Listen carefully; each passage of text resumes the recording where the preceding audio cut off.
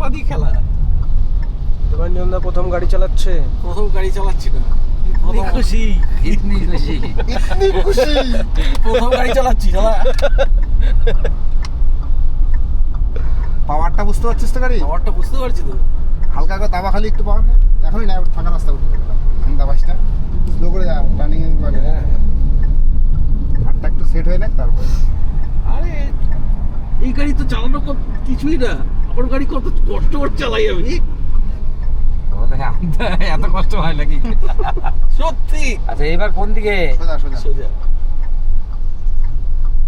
রাস্তাগুলো বানাইছে। হ্যাঁ এই জায়গাটা বিমর্ষ রাস্তাটা। হ্যাঁ এই একটু ইয়েটা খুলে দাও না, শুনে দাও উপরটা।